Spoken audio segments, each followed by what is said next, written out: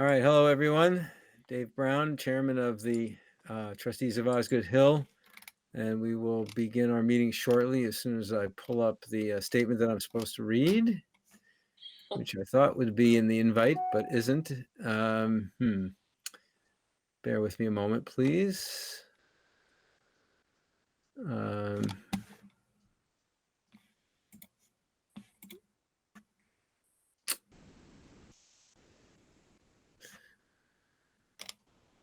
There we go. Sorry, my poor computer is struggling here. It's coming up.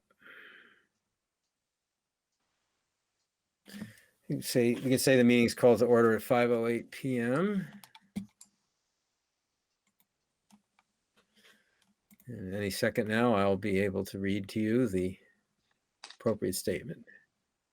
As soon as my colorful wheel of circle stops spinning and it accesses the Google Drive. I'm sorry, everyone, bear with me.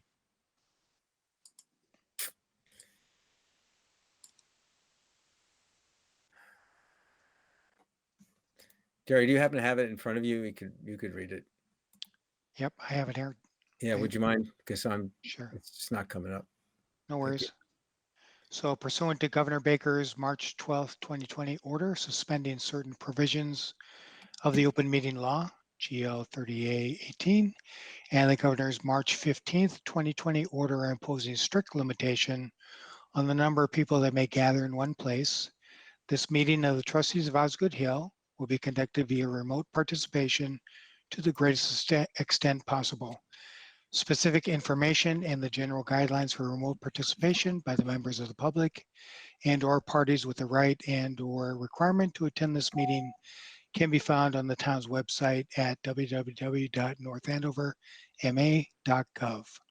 For this meeting, members of the public who wish to watch the meeting may do so on their televisions by tuning to Comcast Channel 99 or Verizon Channel 28 or online at www.northandovercam.org. No in-person attendance of members of the public will be permitted, but every effort will be made to ensure that the public can adequately access the proceedings in real time via technological means. In the event that we are unable to do so, despite best efforts, we will post on the Town of North Andover website an audio or video recording, transcript, or other comprehensive record of the proceedings as soon as possible after the meeting. If the public would like to participate in public hearings, please email your questions/comment prior to or during the meeting to dbrown@northandoverma.gov. The question comment will be read during the proceedings and responded to accordingly. And this is Dave. Following that, I do have my email open and that email address open, and I will periodically check. There have been no pre-meeting emails received. So the meeting is now in order. Thank you, Jerry, for reading that. And as everybody knows, the agenda is very simple today. We're going to hopefully complete, but definitely it's a working session to prepare our recommendation to the select board on the long-term strategy for the estate, which we have all been diligently working on and which Tom has graciously been the editor of. So to make progress here, I didn't have a chance to read the current version, so I think So Dave? Yeah. We just need to do a roll call. Oh, right. Thank you. Let's do that. Okay. So Dave Brown, chair, is present. And Jerry? Jerry Justin, present. Yep. Robin? Robin Ellington, present. Jean? Jean Irwin, present. And Tom? Present. I'm present. And then I believe we have Joanna. Hi, Joanna. Joanna, you there? I'm mute. Yep. Hi, I'm here. Hi. Okay. And Andrew? Hello. Hi, Andrew. All right. I think that's everybody. Correct. Yeah. Yep. That's all the birdies that are out there. Okay. So Tom, I guess let's start by, first of all, did everybody submit the sections they promised to you, or any still outstanding? Nope, all the sections we have are in. So in the document, I uploaded everyone's sections that had been worked on to complete the six sections of the report. Okay. So And I feel like it would be most efficient to just sort of, go through them, as painful as it may be, maybe take a minute or two to look at them and then discuss and see section by section if we can approve them. Do you Can want to share? Do you want to make any other comments before we start, Tom? no, I would just say that what I tried to do in editing was take everyone's sections and put them into one consistent voice. So many of the places I changed "we" to the trustees, made small editorial changes, and tried to preserve the intent and what I thought your statement was about, or what the statements were about in the various reports. Some areas I tried to consolidate a little bit where we had been repeating. So again, if you think as we go through sections, if I mischaracterized or missed something in the discussion, it was by omission, not by commission. But it was more just an attempt to put everyone into one singular voice and then try to provide structure in the document. Tried to make it consistent with naming conventions, word conventions, different terms that were throughout the document. Okay. I think that sounds good. So why don't we go through it, and then when we're through, we can decide if it's needs additional polishing or not, or and try to wrap it up. And Dave, Dave, if you, I have a copy open on my screen right now. So as we take comments, I can just make edits in the Awesome. version that I sent out. I think that'd be perfect rather than me trying to do it. So yeah, if you want to share your screen, we can all look at it simultaneously. Oh, geez. I knew you were going to ask that. It's not that hard. I think you go to the bottom. If you pull your mouse down to the bottom, then a little tab comes up, and then there's 3-dot menu on the right. Yeah. And then I think that's how you do it. There's actually Well, a there's present there's now button. a button that's, yeah. Oh, that's right.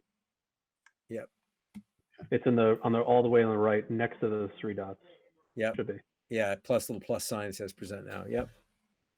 I use so many of these tools, I get them all mixed up. Yeah, and my 6-year-old hasn't showed me how to do it yet, so I apologize. Can everyone see it? It does Not yet. not yet, but it does sometimes take a minute. You should get a message on your screen saying something like "You're now presenting to the group" or something like that. So you should know on your end, Tom. Okay. Let me try it again. Present now your entire screen. Share. Here it Something's comes. happening now. There we go. Okay. Can you see it? It should be the Word document. Yep. Okay.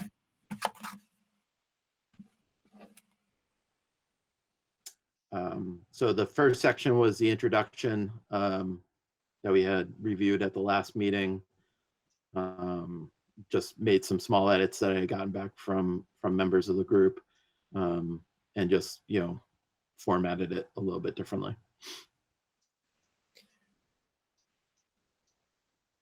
Okay, I want to apologize in advance. I am an editor, Okay. so I That's will fine. find every missing comma. Under number, as this strategic plan advances, Yes. in the last sentence, it's you, comma, the residents of North Andover. Okay. Number 2, Stevens Estate, there's no apostrophe. Oh, that's a good one. Yes, because it's not it's the family name is Stevens with an S. Correct. But I think that's the only place that it appears, so.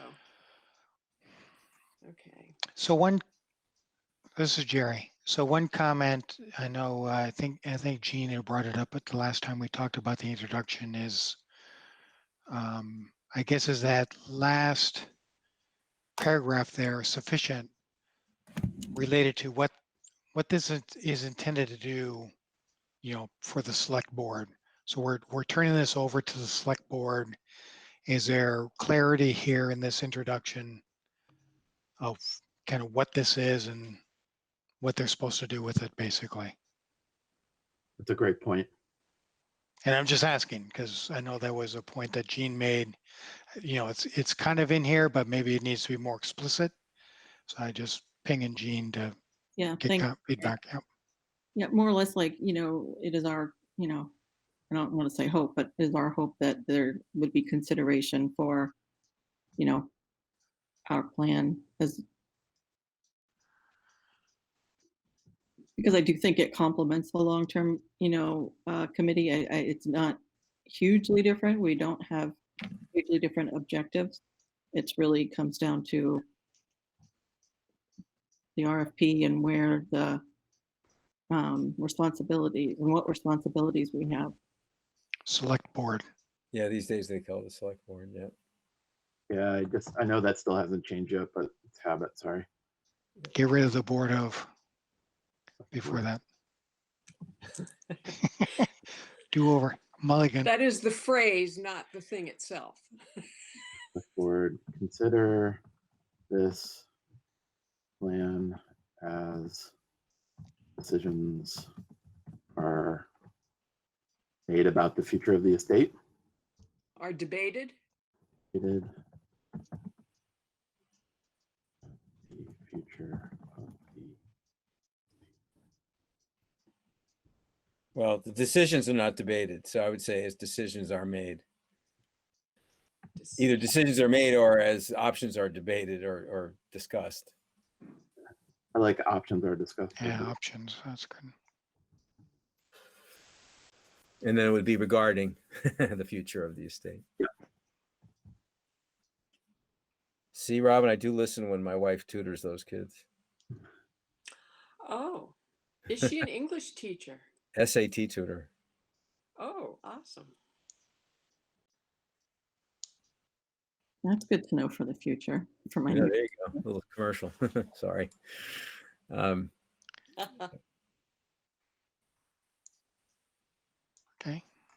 Ready to move on? Yep. Yep. All right. Section 2 was the mission statement of the estate as it is today.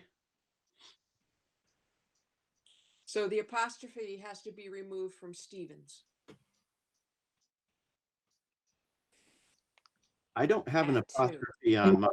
in bold next to number 2. I started pointing Oh, to I'm it. sorry. It's right Thank you. there. Yeah. Sorry, I was looking at the paragraph. I'm sorry. Yeah. Sorry. So I basically pulled this from information Joanna had provided back, I think, with her strategic plan or something from a year or two ago. Does anyone know what the select board, what happened last night with the review of the legal opinion of our responsibilities or our, Can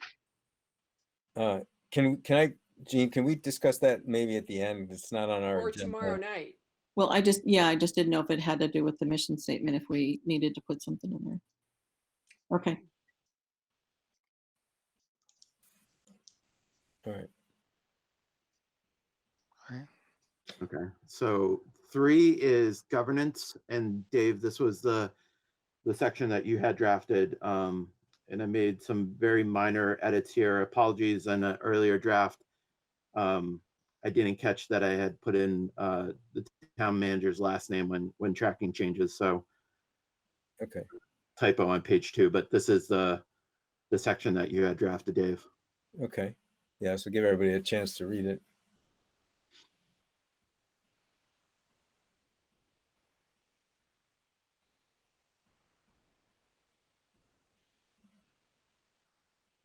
And obviously, I mean, depending on how how that legal review went and what the final disposition of our responsibilities are, this might, well, I guess it wouldn't really change. It would just be more clear as to what our role is in the future. But regardless, we're writing this plan now. So, Yeah. And please let me know when folks want me to scroll up to the second page too. I'm ready. Yep, I'm good. Jerry here. Yep. Okay. Scrolling up to the second page.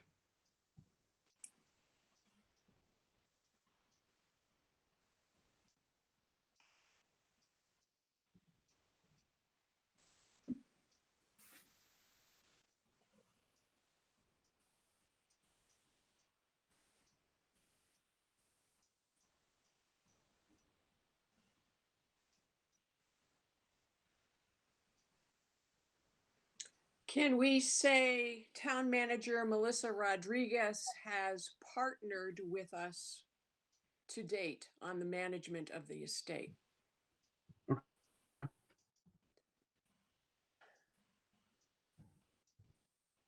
And Partnered.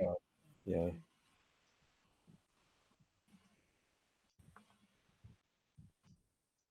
Trustees.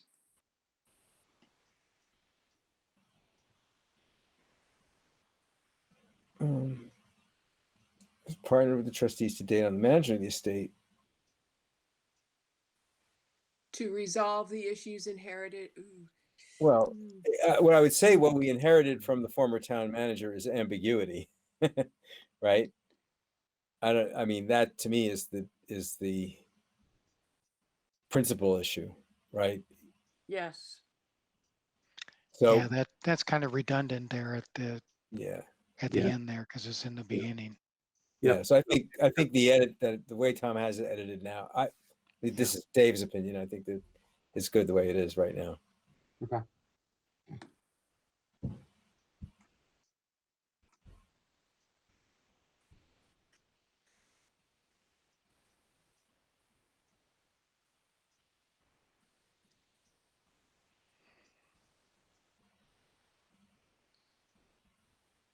Okay, I'm good.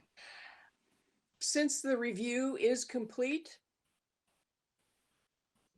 because the select board accepted the results of the KP Law study, so the review is complete right after September 11th, 2020. New sentence. Since the review is complete, our recommendation is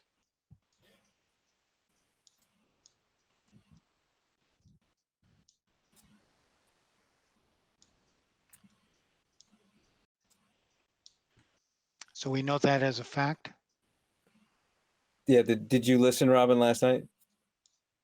it was the result of the select board review. It is was- complete. Okay. Okay. They Just- released, just I forgot the confirming. terminology used. What was the terminology, Andrew? They released the report? I don't.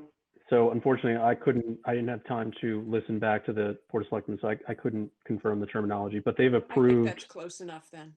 Yeah, they've approved that it be made public, and the review is complete because that is what KP did. They Okay. completed that review.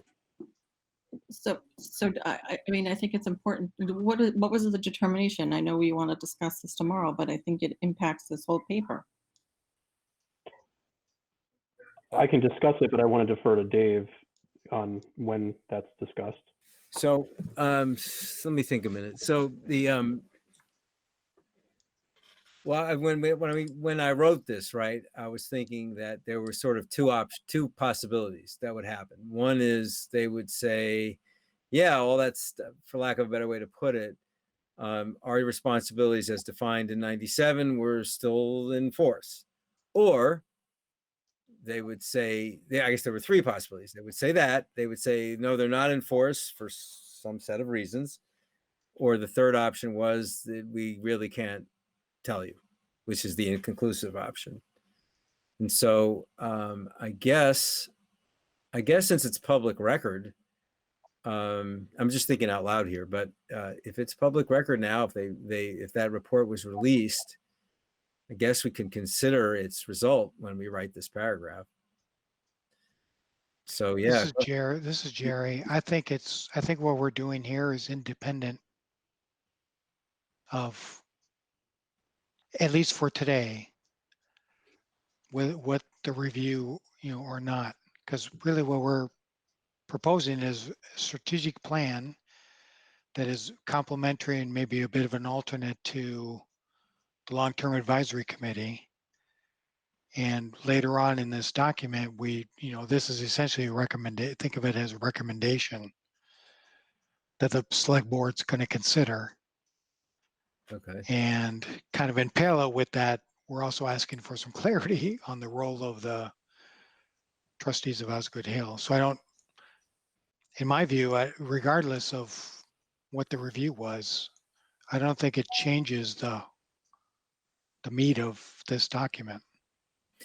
And didn't we agree in the beginning that this is a living document that we will change as we move ahead? We can always change that. That's true.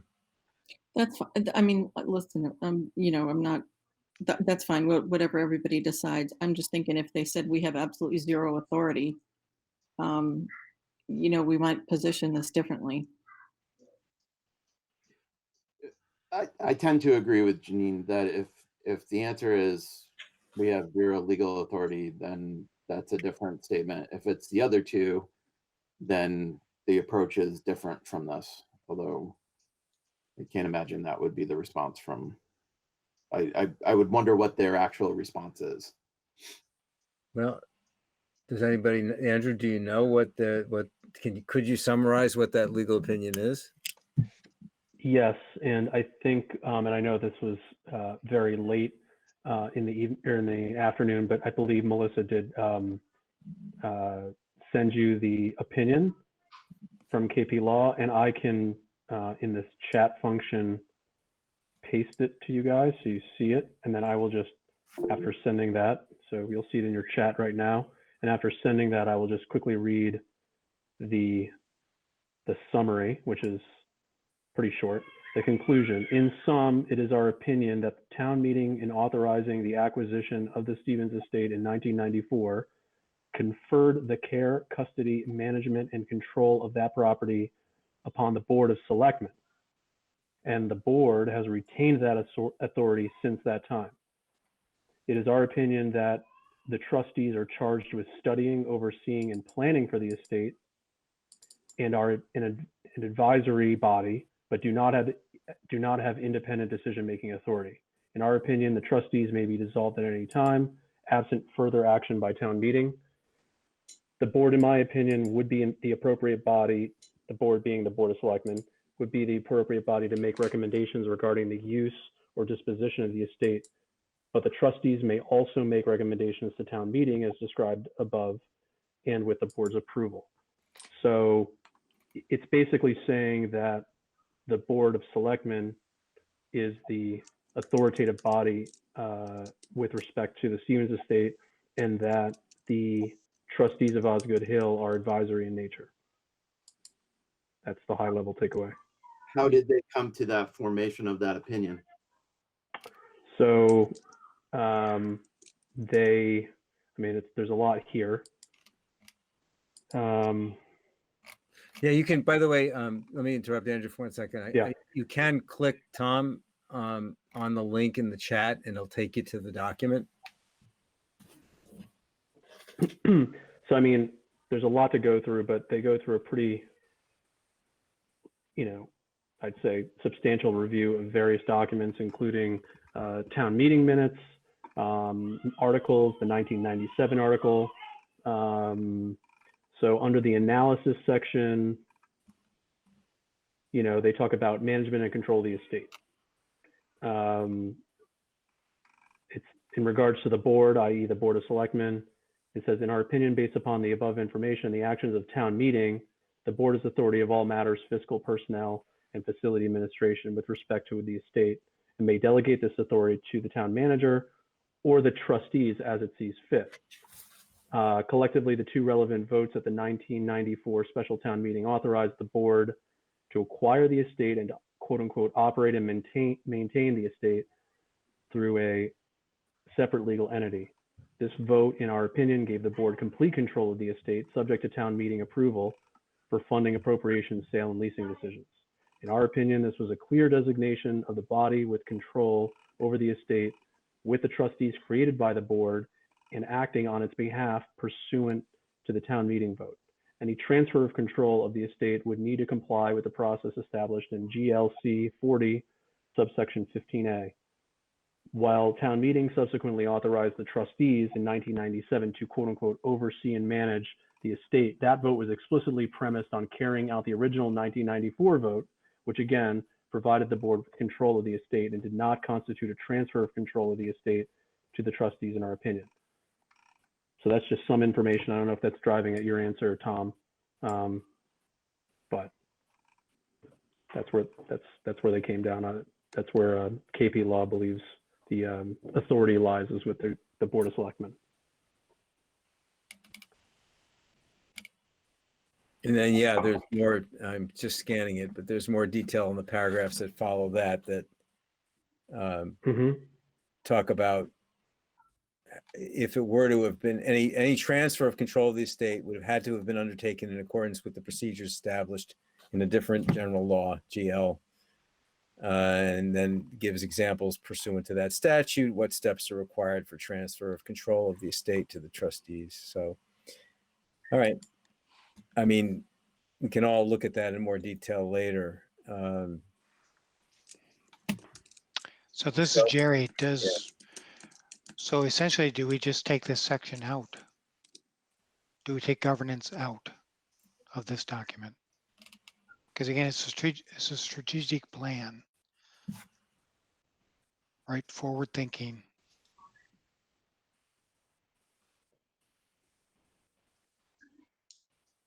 Well, can I make a suggestion? Yeah, please. I mean, just take it for what it's worth.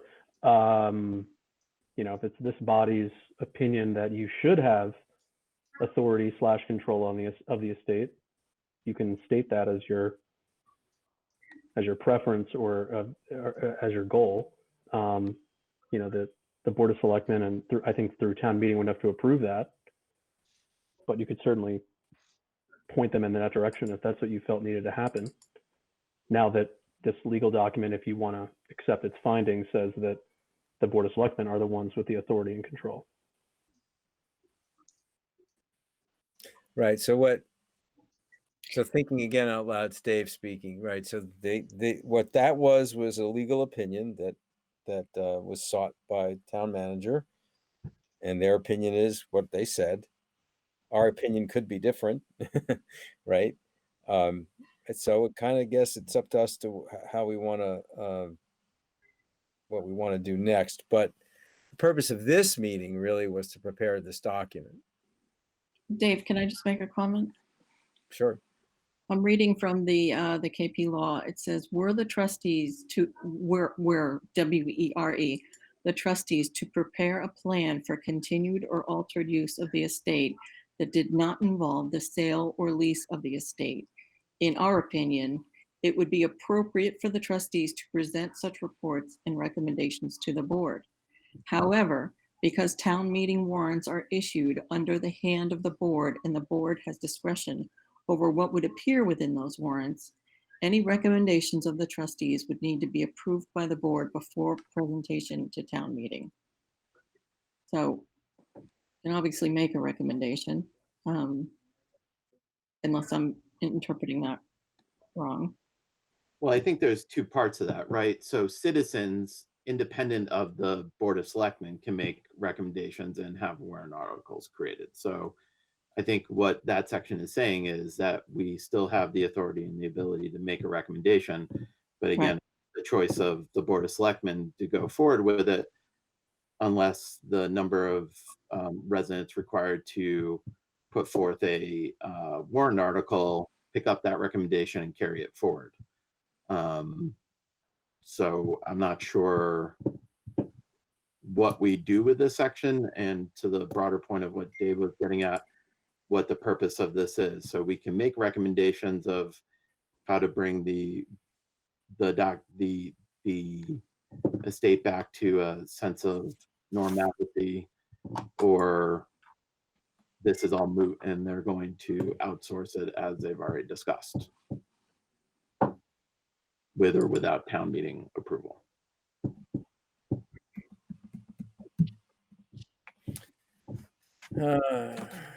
So I think to Dave's point is, what we can do is we can look at this governance section last, come back to it, Okay. look at the other points in the document, and then come back to this and think about how we want to frame this part of it. Okay. So we'll just move forward. Yeah, why don't we do that? Make this the last item we'll discuss. That's a good idea. That way we can at least get through the bulk of it in the time we have tonight. Okay.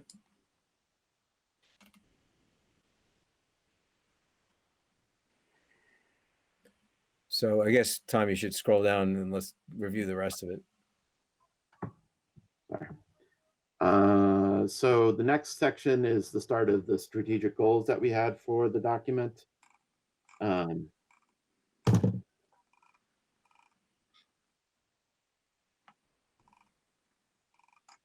just let me know when you want. I can also zoom this out a little bit more if it's easier for folks. I think when you can you put that on full screen, like the Sure. Yeah.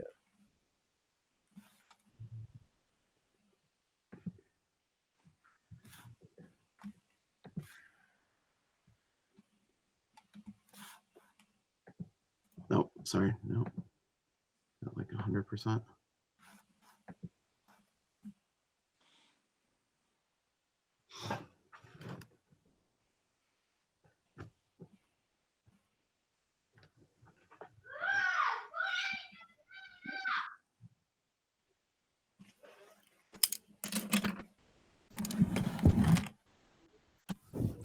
Under number 2, the third bullet, I'd really like to remove the pool. I don't think that that's a financial, that it's financially feasible to even entertain that idea right now, and we can build it in later if we have a pool of money that's going to cover liability and construction and all that good stuff. I think it's kind of premature. Agreed. I have a slightly different opinion. I think if you want to get to a place where the estate is, over the next 3 to 5 or 10 years, is financially independent and serving the needs of the residents, I think things like recreational amenities that were there should be discussed. So we can change that to say something like, discuss the restoration of historic recreational features that once served the North Andover residents, and be silent on the pool. But, you know, that is an option to build a constituency and group for the site. But I'm open to.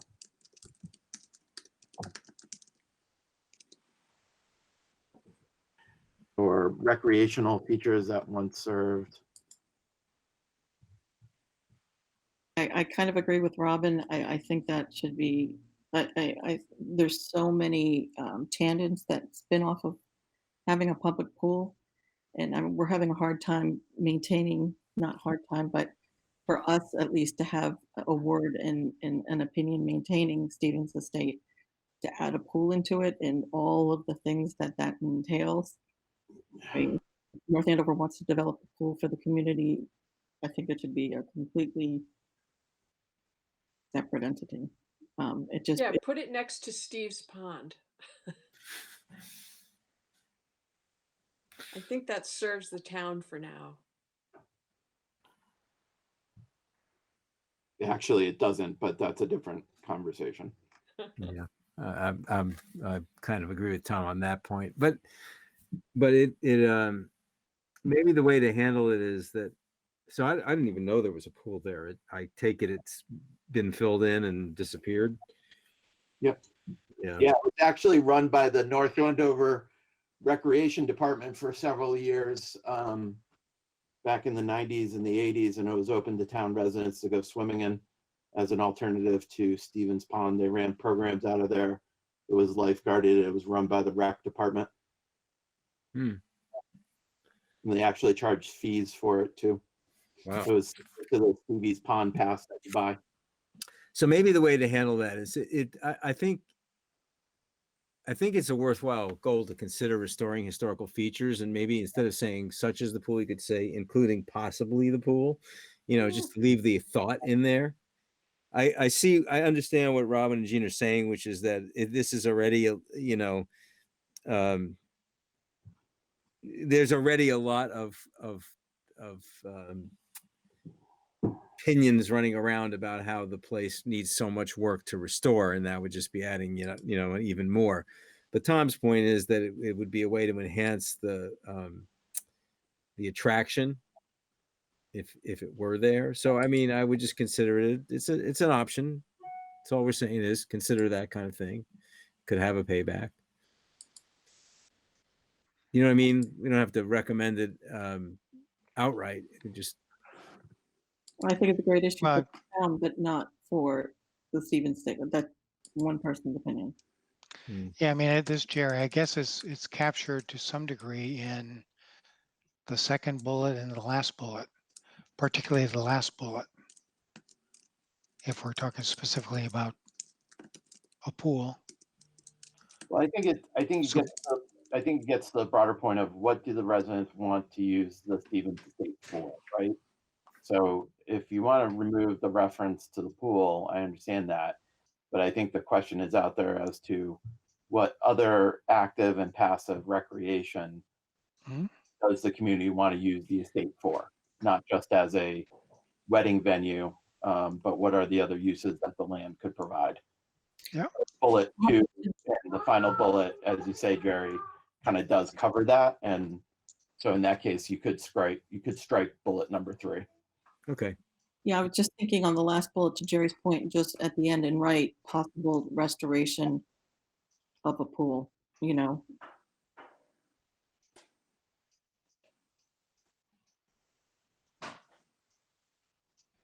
Yeah, I mean, they could put a pond onto Lake Cochituate. I don't know. They could put a boat dock out there.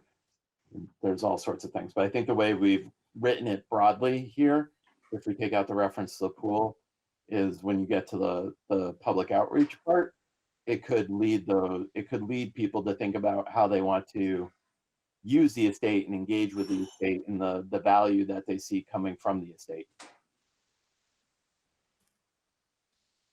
If that makes sense. Down.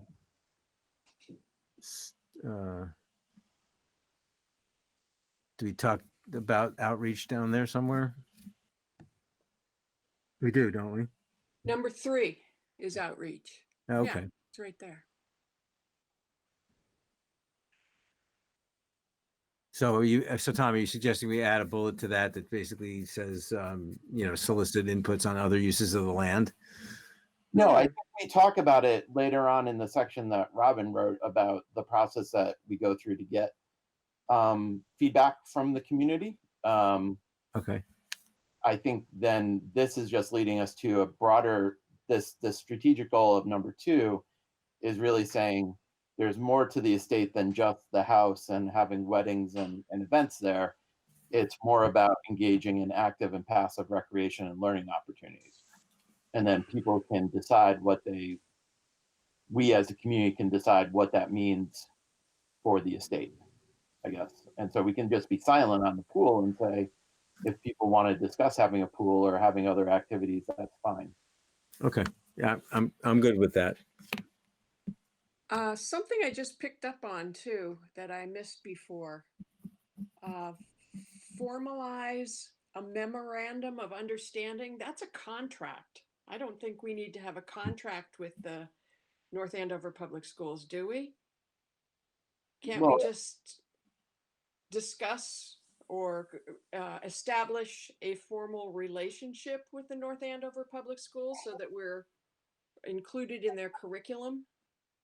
So an MOU isn't necessarily a contract. It's an agreement. It doesn't have the force of a contract. In this case, It sounds very formal for this application.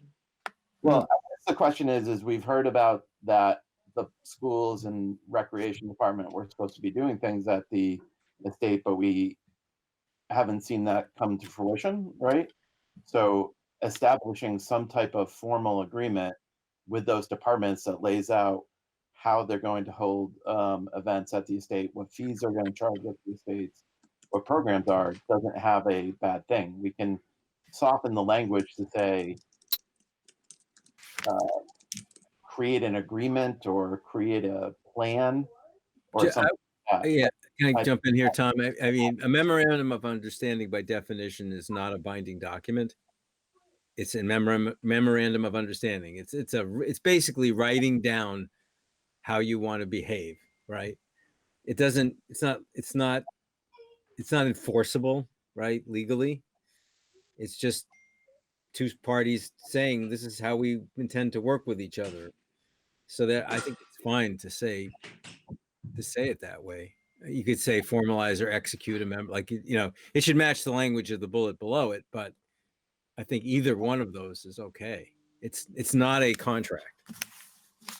In fact, many times they're not even signed.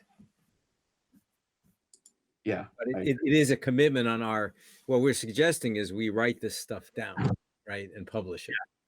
And that's where I think if we don't want to use the words memorandum of understanding, we can use another word to articulate what Dave is saying and what I'm saying as well. It's more confirming, developing, and then actually holding a plan in writing that will move both departments forward.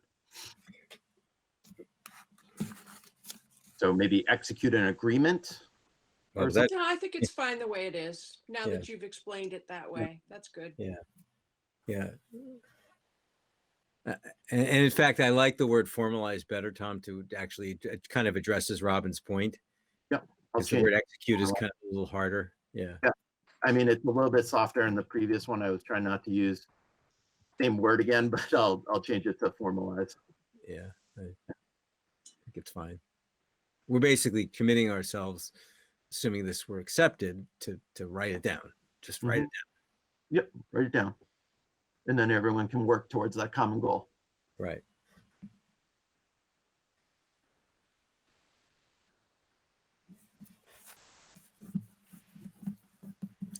Okay, ready to jump down to number 3? Yes.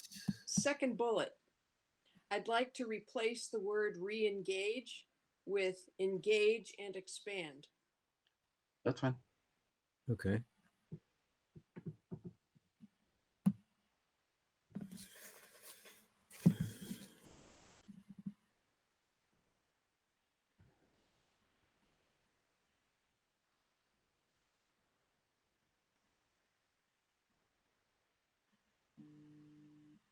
Would you then say engage in and expand marketing of weddings retreats? The English is a little awkward now. Wait a minute, which one was that? Dave? Sorry. Well, right where you are, you need something in between the word expand and the word market. And Engage, expand the market for weddings? Expand the market for weddings, retreats, and events. yeah, I was just looking at that too. As Or engage and expand opportunities for weddings, retreats, and events. I like that better. Okay.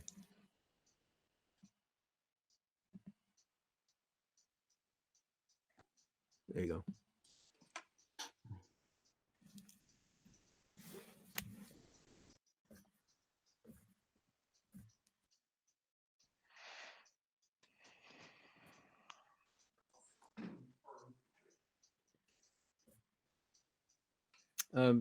This is a nit maybe, but innovate with new programming ideas, including local chef dinners, local chef sponsored, local chef provided. Prepared. Okay. Featuring local chefs.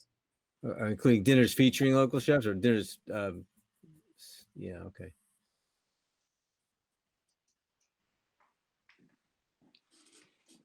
Dinners featuring local chefs, maybe.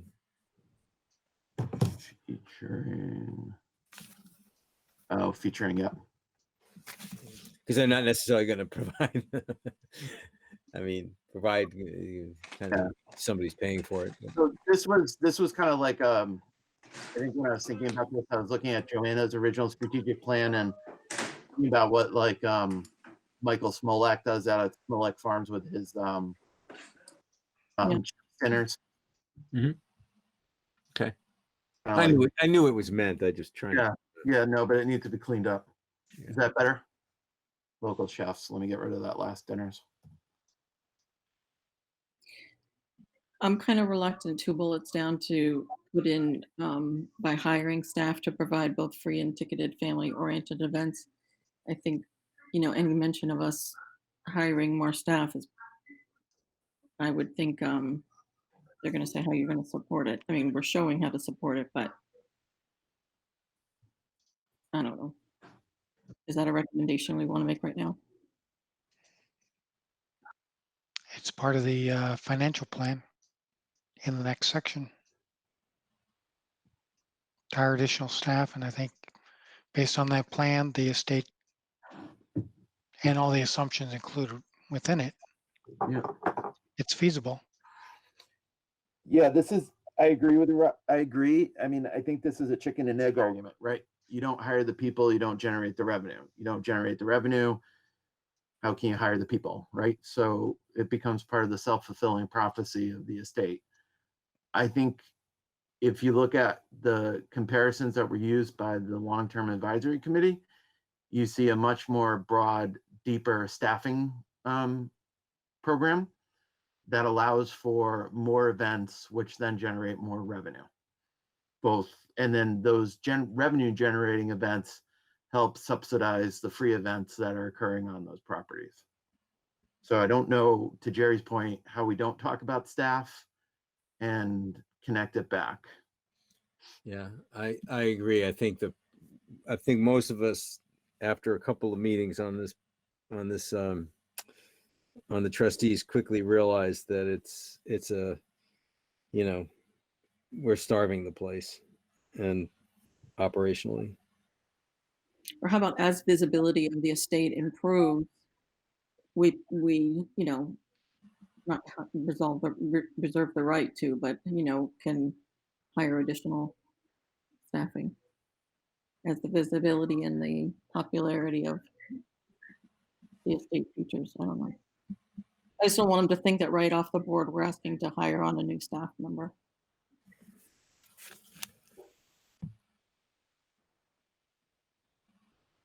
So how about I put a question mark against this, and then when we get into the finance plan that down below, we can kind of come back to this point and try to link the two back together and see where our comfort is there. Because I think this bullet point and then the next section is linked together. Okay. Just a thought. We can edit them concurrently.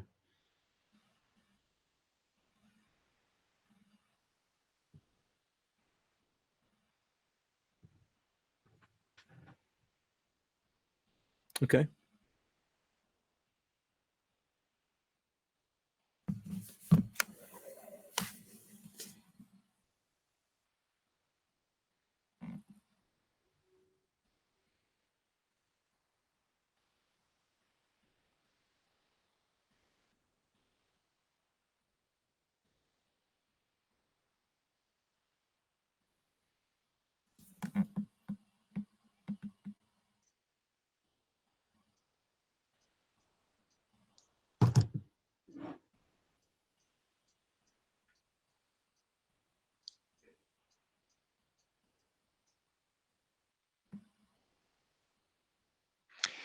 So I'm just wondering on that second bullet, the second bullet to the second bullet, should we turn the 15.8% around? And well, actually, it would change the nature of the survey. So I guess I take that back. Yeah, I think we took that language. I think, Jerry, we took that language directly from the survey result. Yeah, it's right out of the survey. Yeah, Yeah. just flipping it around makes it even more Yeah. meaningful for me, but yeah, never mind.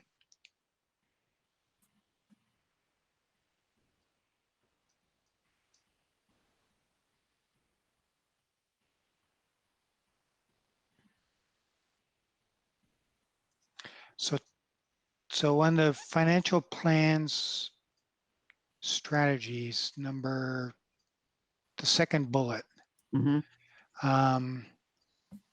is it clear what the outbuildings mean, or should we put in parentheses the stables, carriage house? That's a great point. So And gatehouse too, yeah. gatehouse, yep.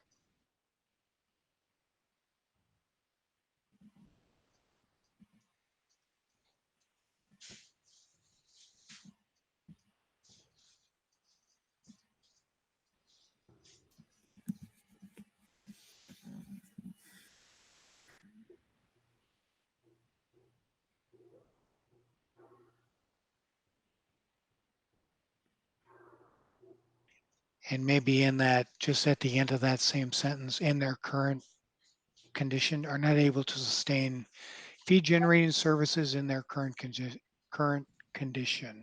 Okay, I'll put that down. And then at this time, da da da.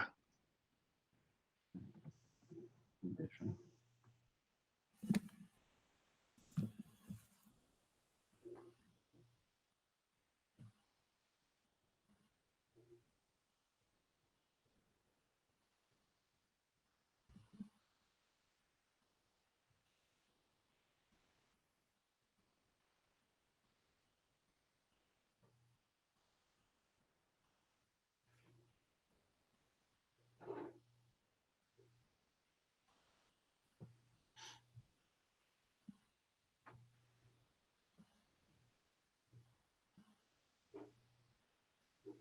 Let me know if you want me to keep going down.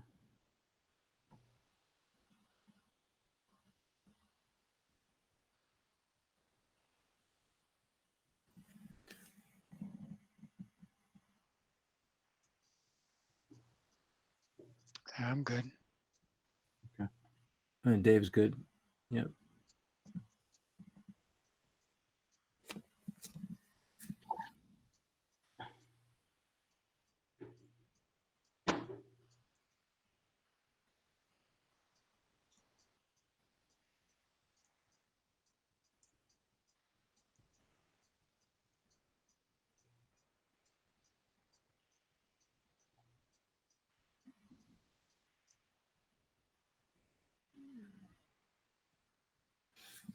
Oh, I love that. Promulgate regulations.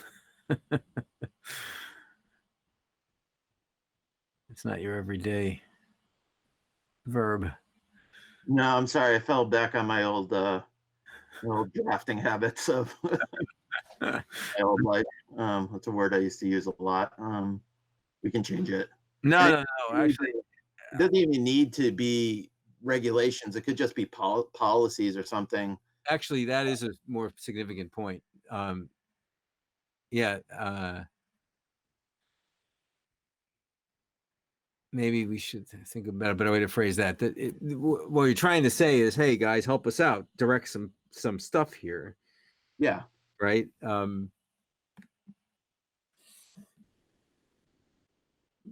Draft guidelines. Yeah, there you go. Draft guidelines that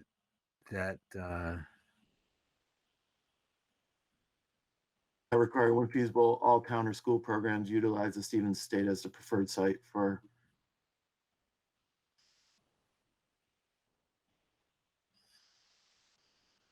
And that way, when feasible is still there, so that if a football team says, hey, we've got 300 people, we can't use the estate, that's okay. They can go to DeBerg. But a smaller team or a smaller group could easily use the estate, and it would be a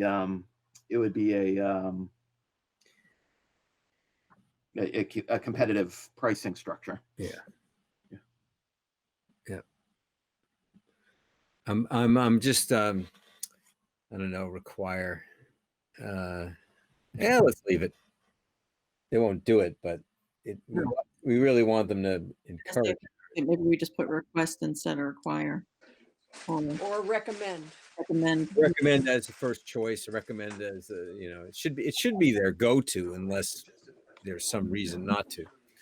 But we need to make sure it's in top of mind. Yeah. And I think it should be all towns and school programs.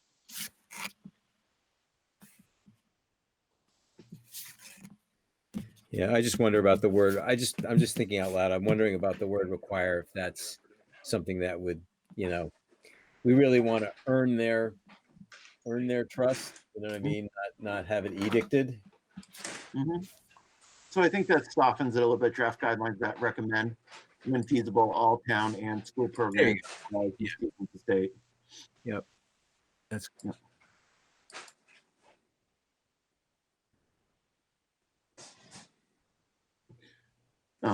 So this section, and I'll let Jerry also speak to it a little bit, gets into the linkage of the revenue projections for the next few years, in particular after COVID recovery in 2020 and 2021, and also gets to the need of having staff at the facility to help Joanna be there to focus on sales and marketing, as well as the events outgoing.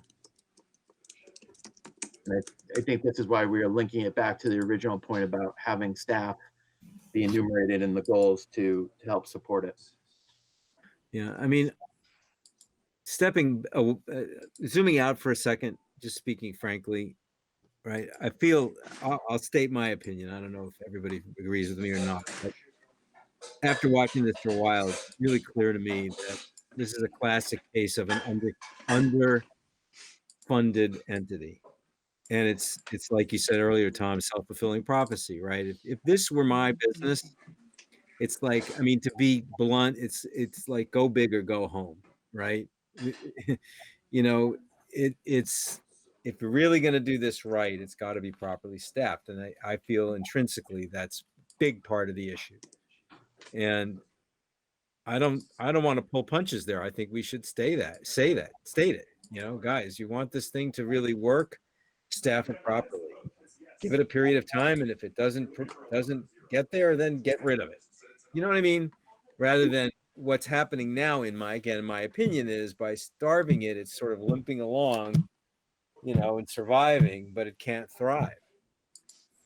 Yeah, Dave, this is kind of my opinion. And again, I'm the newest member to the group with no vested interest other than taking my kids there to see movies and hiking on the trails, right? Yeah.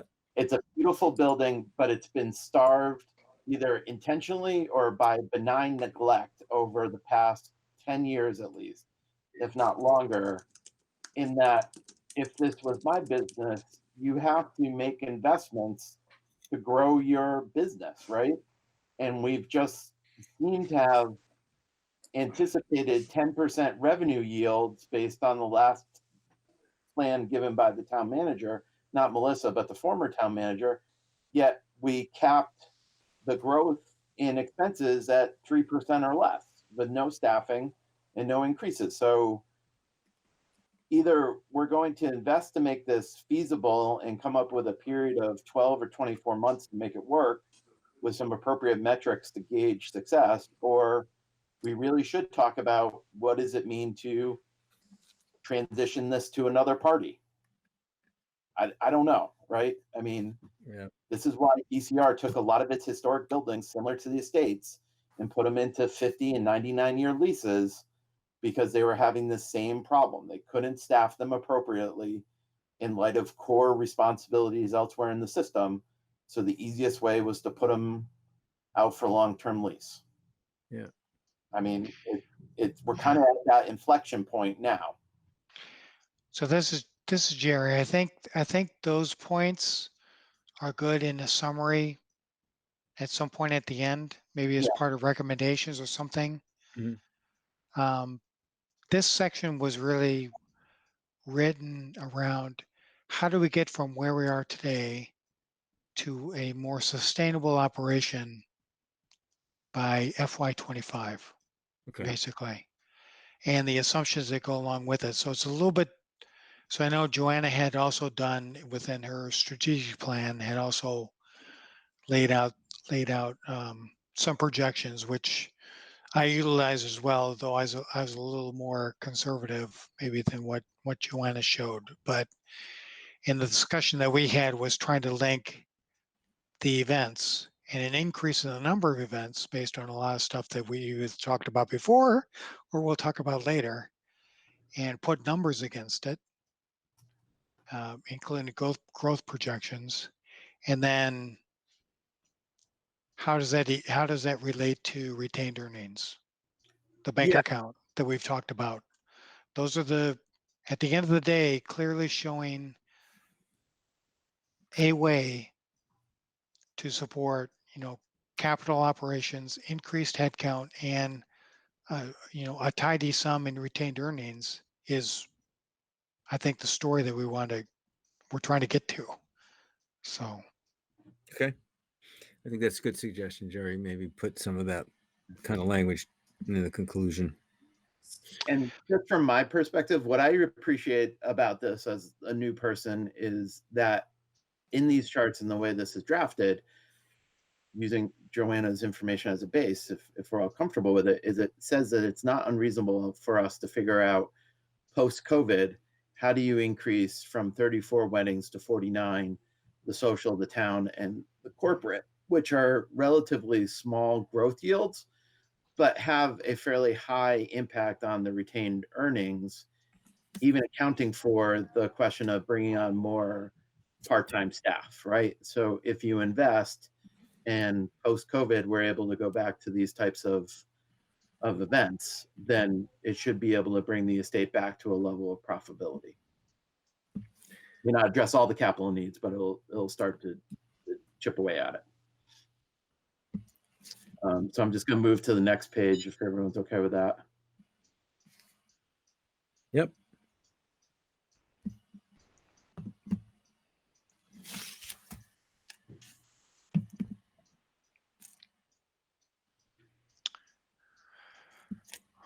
so basically, let me just explain this chart. So in the blue are the revenue dollars based on the previous slide. So it goes to 2020, which is projected, right? That we talked about it at the meetings to date. Then we got the 2021 budget that we're already in. Mhm. And then the last four bars, it's a little hard to read this, but 2022 through 2025 is really that growth period where we're bringing on a part-time marketing specialist.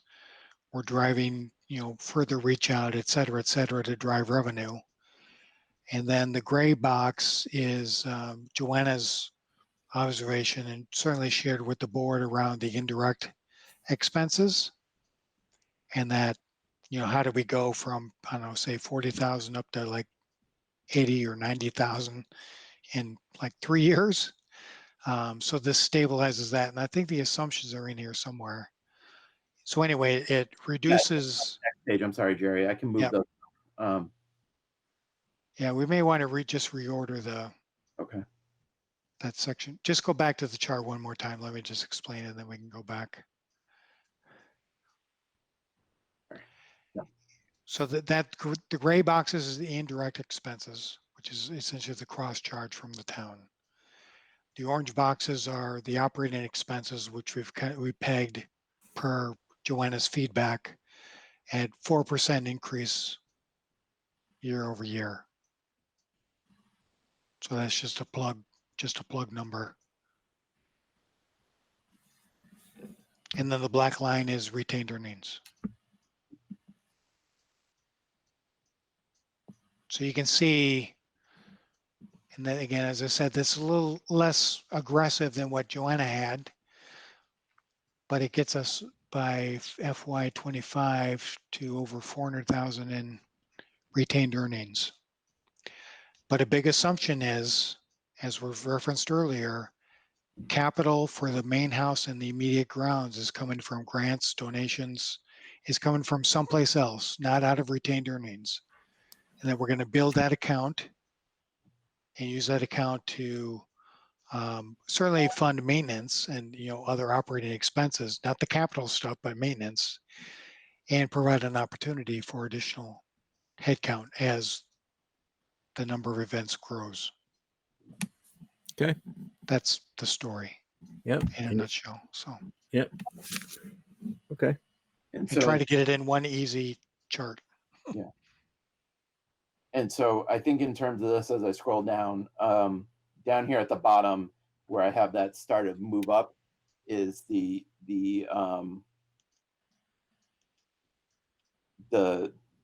assumptions that are driving that. And we can reorder the paragraphs at the end. Yeah, so I think the second bullet, again, this is talking about the outbuildings, right? So we just need to say unless it's clear to people, buildings that cannot sustain revenue operations. Again, we're really talking about the stable, the gatehouse, carriage house in their current state. It's certainly part of the Steve's estate, but in my view, we can't expect kind of Joanna's operation to fund Agree. I think that's the entire grounds. right. So, That's a really important point too. and there's precedent for that as well, i.e. the town of Lexington. Mm-hmm. So where the enterprise fund focuses on revenue generating business, the other stuff is funded via other means.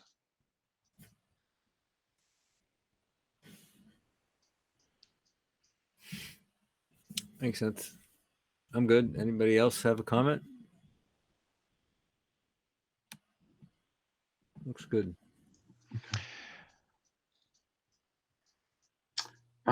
This next section is the public outreach and stakeholder engagement.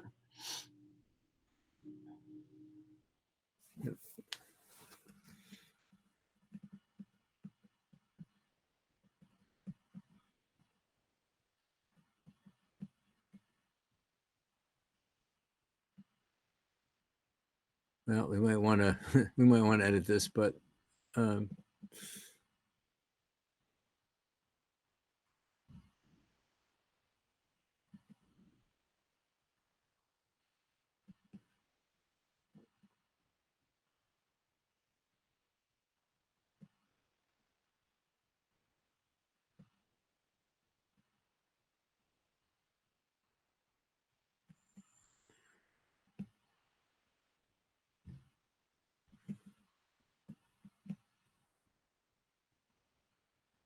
I think we've beaten the dead horse in a manner of speaking, and I think we should soften the second paragraph. yeah. So I'm thinking the same thing. We need to have a more positive spin than punitive. Yeah, Jeannie, I didn't really touch this section at all, but that was my concern as well. It was we've already stated our concerns with the prior decisions of the town, and Yep. it is what it is. I would actually recommend we just take out the entire second paragraph. That's just me. Well, I almost agree, except the last sentence, I think deserves some thought, right? Yeah. It is true, right? That, I mean, we don't have to hit him over the head again that, with the stuff up front, but there has been reduction in staff, right? They have restricted spending. They put a moratorium in, all that stuff is documented, right? And that has had an impact, right? So I don't know if we want to totally get rid of the paragraph. I think there's Maybe It's in the wrong spot. This Jared, this yeah. doesn't fit in this section. Okay. Well, that's a good point, actually. Because it kind of ties in the stuff Dave and Tom you were talking about a little bit earlier. Yeah. Around the history, and we need to invest, and it almost seems like this would be somewhere I don't think. other than here. Yeah, I think the rest of it covers it, and I agree with Dave. Like taking out everything up until where it says, "As the town has diminished the executive authority," and maybe just using that the remainder of that. But, and then just the trustees believe raising awareness, educating the public and the law. Maybe just combining that last sentence in the next paragraph. Yeah, I would almost keep the first sentence up to since 2015, take out the middle, and then just have the first and last sentence, and maybe put it up at the end of either the finance plan or somewhere in the revised governance section. Yeah, as long as we take out the executive director was successful until the former town manager, from that paragraph up until as the town has diminished, that's what I think needs to really go. Yeah, what I just highlighted is what my recommendation would be to take out. Yeah. If you can see that. Yeah. I like the fact that we're saying the town hired an excellent executive director in 2015 and enjoyed 2 subsequent years of steadily increasing revenues. So take Yeah. out this section right here. Yeah. Yeah. Everyone comfortable with that? Haven't trying- heard- Yep. Yeah, so I won't go anywhere, but. Okay. All right. Yeah. And then we can figure out to move to a different area. All right.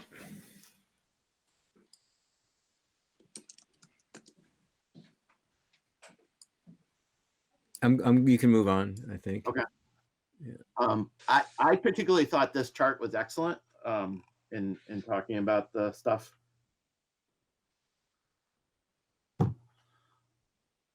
About the marketing plan, but I'm also wondering if this is, if it's in the right place, or is it do we have to put in a different header for it? I don't know. Well, this is sort of a competitive analysis. This is like Yeah. opportunity analysis, I guess. Yeah, the traditional Foursquare. Yeah. I'm just wondering, do we need to put a sentence in before it that explains what it? What it is. Yeah. Maybe the definition of a SWOT analysis. I could cook something up for that. Yeah. I think it just needs 1 or 2 sentences on a lead-in.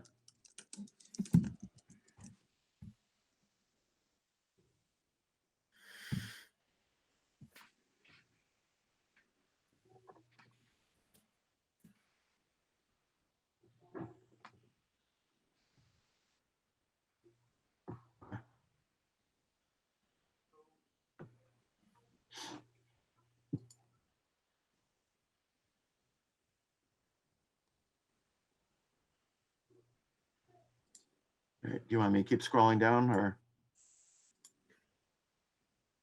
Yeah. Yeah.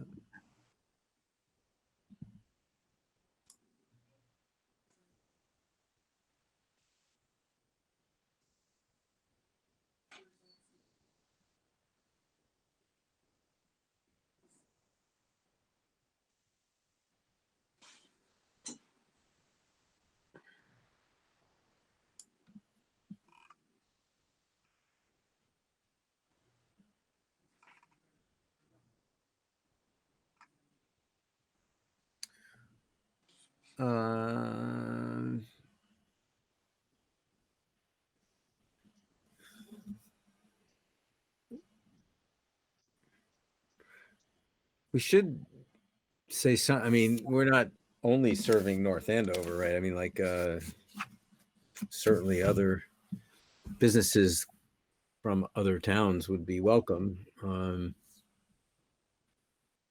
guess I don't know. Maybe they're not our secondary audience, I suppose. Maybe just say North Andover and Merrimack Valley. And yeah, there you go.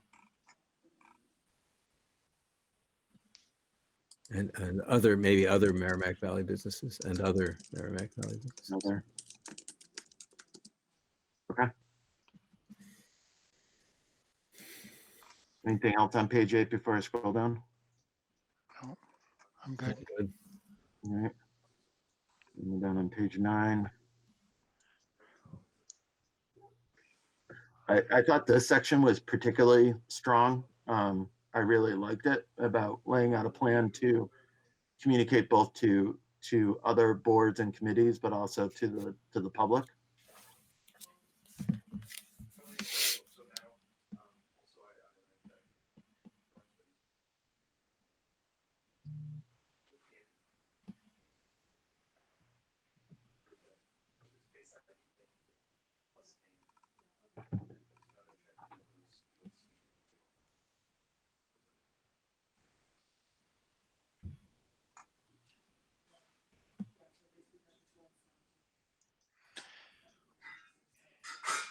So I'm wondering this, Jerry. So I'm wondering here. So again, this is all good stuff.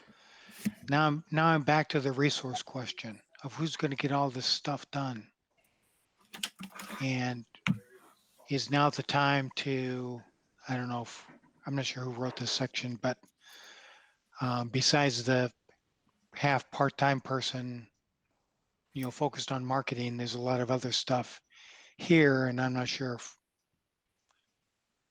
Joanna will be able to do that with additional staff, or do we need additional staff Well, besides the couple of part-time people that were in the previous section? Or so when I read this, I thought we were volunteering ourselves to do that. Well, the first three bullets are our responsibility. yeah, I'm speaking about the prior section of the audiences, and then this section of just the outreach. And I totally understand and get some of it's going to be our responsibilities, but we just identified a bunch of audiences from our stakeholders from the first section that we looked at. Well, And then we have this, and I'm just wondering, does Joanna now need more staff in order to do that besides us? It's a question. I'm just trying to understand. right. I would say half of these bullet items can, with the exception of the top three, half of the following bullet items can be accomplished by Humara Brady, the part-time events planner. So the rest is Joanna with our assistance. And I think based on how much headway we make against these, we can determine how much further staffing is required. This is the public outreach plan. Now, to make certain parts of this plan happen requires additional staffing, but my section was public outreach. I created a public outreach plan.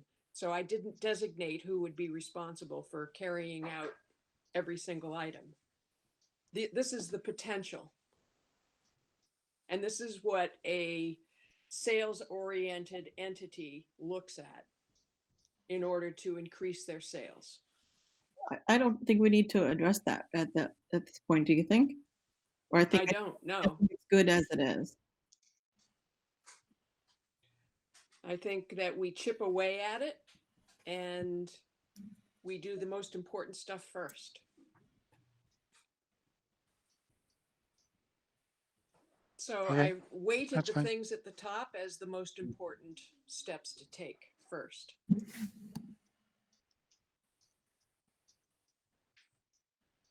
So maybe we say something like, trustees support the estate and its director by engaging conversations, town departments, residents, etc.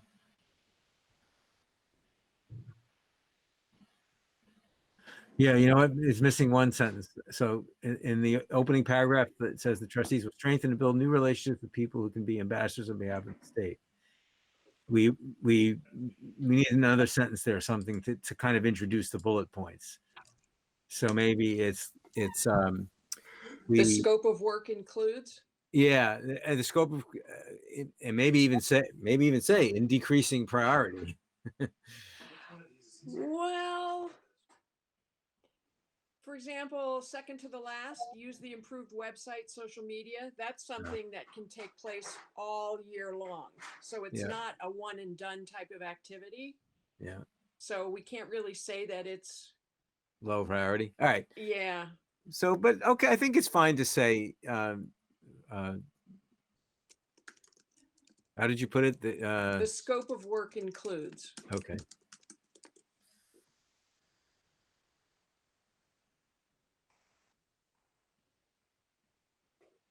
Should we say the proposed scope of work? Because this is really we're proposing this whole plan to the trustee, to the select board. I think it's implied. I don't think we have to. Say it. Okay. I would just say the scope of the public outreach plan includes. Okay. I understand the idea of using work, but I think tying the scope back to the public outreach plan is important too for the layperson. I like it.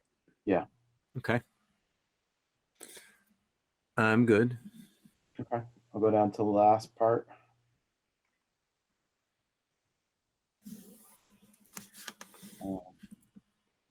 I adjusted the last two paragraphs a little bit just on the ambassador. I added within appropriate ethical boundaries because we all have them for in referrals, promotions, and positive outreach.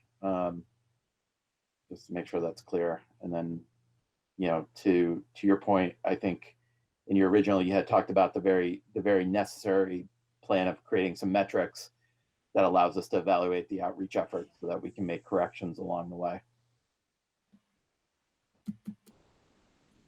Okay, nope.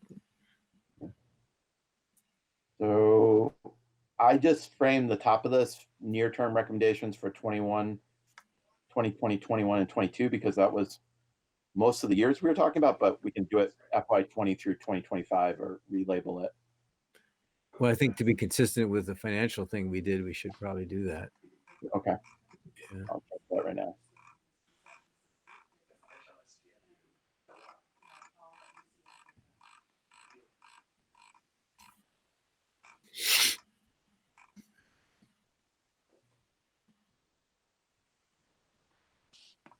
And then let me know when everyone's done with the first paragraph. That's starting on 9 and 10, and I'll scroll down to the actual recommendations.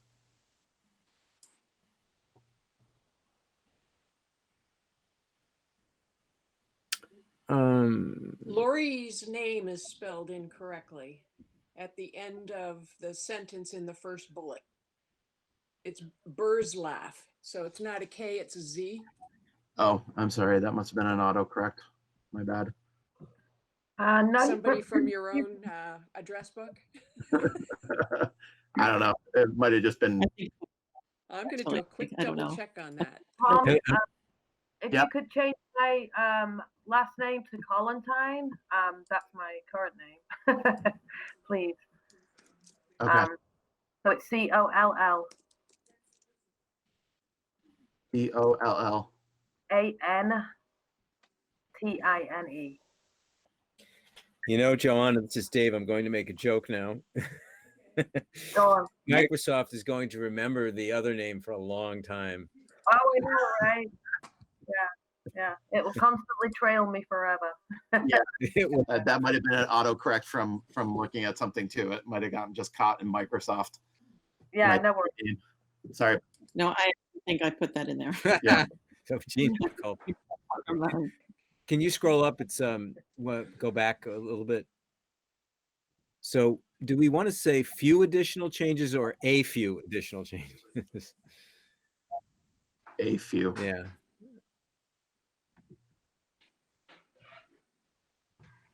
Thank you. Yeah. Thank you. Sure.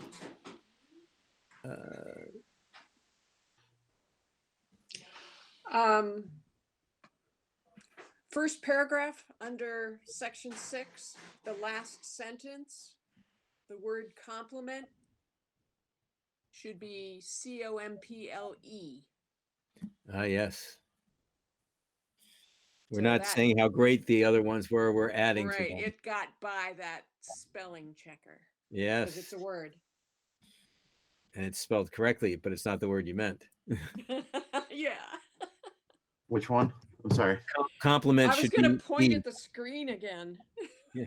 Compliment is really complement is what we mean. So the top of the page there, Oh yeah, I see.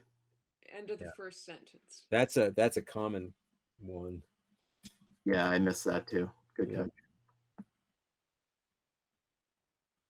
I'm revealing how poor at grammar I am. Hello. That's a tricky one. A lot of people get that one. That's insurance and insurance. Assurance, insurance, and insurance are three different things, and they're always misused.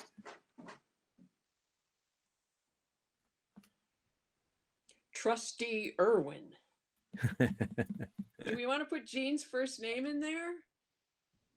I can. I just had it that way. I don't know why I did that.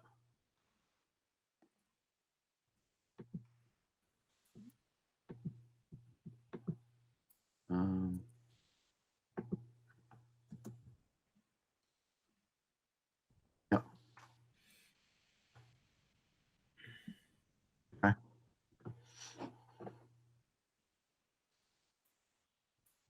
Tom, it's more of a preference thing on my Mhm. end.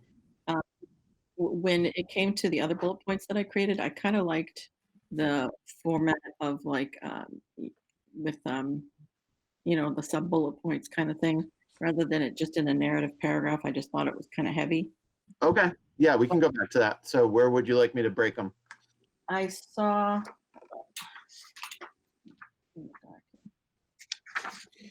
Is it like a contracted caterer? Hold on one-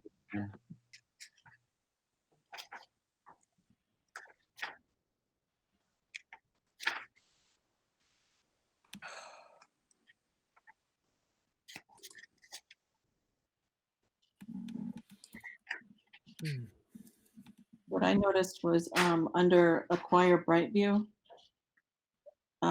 I was thinking like, I mean, it didn't have to I liked all your, and I liked your content and how you put it, but I Yeah. kind of like my format better. I didn't know if we could put a number 1 at, where is it? Our programs have superior financial tracking and program analytics, like basically highlighting what the selling points of Brightview are. And number Oh. 2, at the cost of approximately $1,000 per year. That as a separate bullet point. And then the rest of it could be like a narrative. But that again is just my own preference. It's not, there's nothing wrong with it. No, it's good to do that way because it, oh, shoot. I may have to do that without track changes, but I understand where you're going. I'll just make a note here and then I'll fix it because sometimes it's easier to fix without track changes. Yeah, the only thing I thought with both the acquire, the Brightview, and also enhance the grant applications, I kind of just prefer the bulleted format better, but that's my opinion. I don't think I'm okay with that. I think it's fine.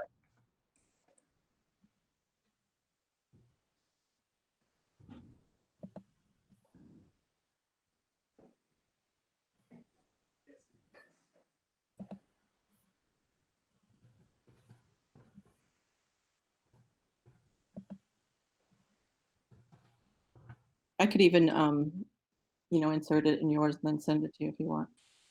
Yeah, On that line, I was going to do it without track changes because sometimes formatting and track changes is painful. So, but I'm just making notes now of where we want to break it, and then I'll do it after.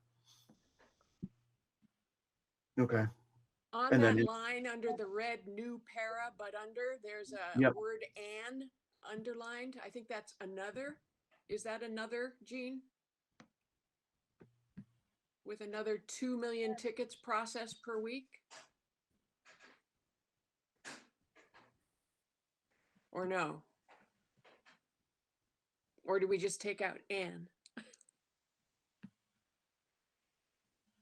I'm looking back at Gene's original, and the way it was over 2 million events are hosted through Eventbrite per year, with 2 million tickets processed per week. I think Okay. Word is trying to insert an A or an "and" prior to the 2, Okay. which I can override. Okay. All right.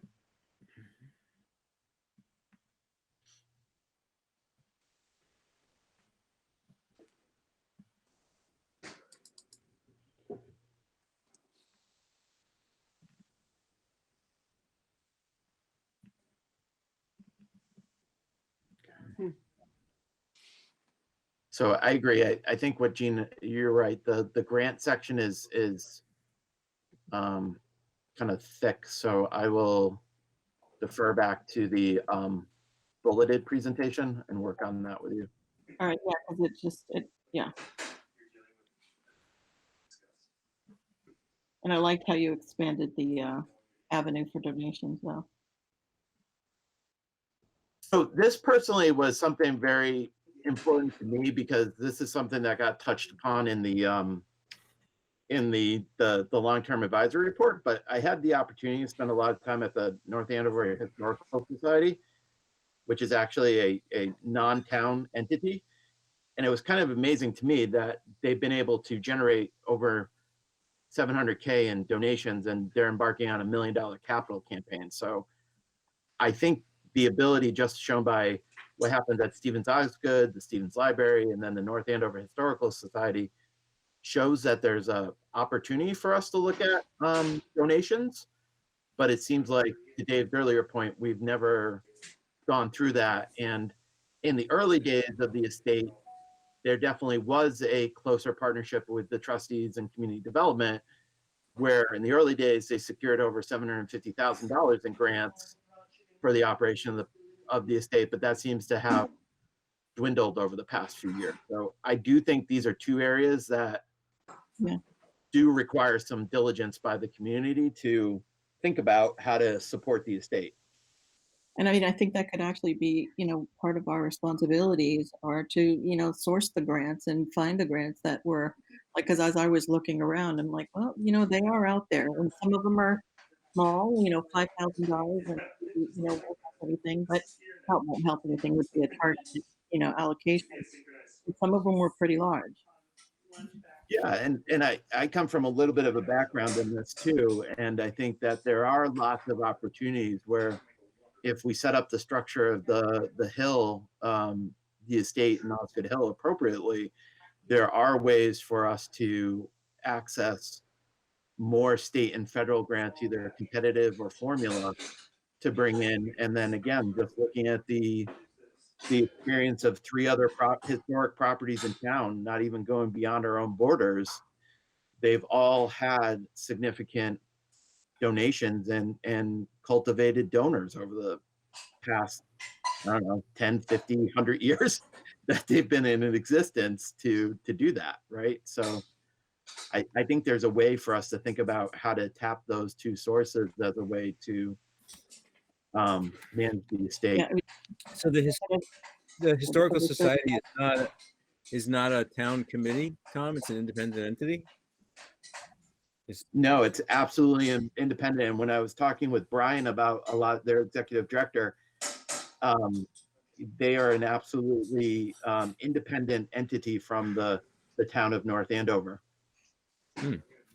So we should that's just ad hoc comment I'll make. That's an area we should really explore, right? More of a part, because we're a historical site, right? I mean, you know what I mean? Like, we haven't really levered that, at least not last year. as a certified local government program, which is very easy. I mean, it looks like, it's just a simple thing to kind of apply for and go through. From what I looked at it, I could be wrong. But once we are, then it opens up to a lot of things. All right. So Yeah, I have and a question. Oh, sorry.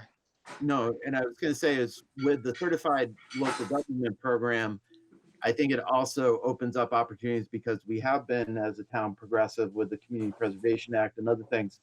I think it gives us more opportunities to think about how you leverage the different sources of funding to make the estate, not only the estate, but other properties in town that are historic and owned and operated by the town, gives them more options as well. So this is Jerry. Just one point on this one. If we say since inception, Stevens Estate has many offers for monetary or in-kind donations, that in my view kind of directly contradicts what the long-term advisory committee said on this topic, that he says they're not aware of any forthcoming donations. I don't know if they were even aware of any past ones, to be honest with you. But I think we just need to make sure we're clear on that. Well, so if they're unaware, and this the whole point of doing this document is to make the select board aware of other, additional Opportunities. additional information. Yeah, So I mean, yeah. To Jerry, to your point, I think they're unaware of any opportunities because I don't think anyone has gone out and asked donors in recent memory, would you like to contribute to the state, and what does that look like, and what does that entail? And I can dig out the citations, but there were some citations in the late 90s, early 2000s to people offering gifts and in-kind donations to the estate for operations and maintenance at the site. So I can dig those out and to find those the site the Yeah, I citation. think as long as you've got some background around that particular statement, that's fine. I Yeah. don't think we need to add anything in here. And I certainly agree as part of the strategy of additional kind of fundraising / donation efforts. Absolutely. I just want to clarify one thing. The Stevens Osgood estate, could that be the Stevens Coolidge estate? Yeah. One right Sorry. here in town? Yeah, that was my bad. Sorry. Okay, just making sure. Oh, you're right. Stevens Coolidge.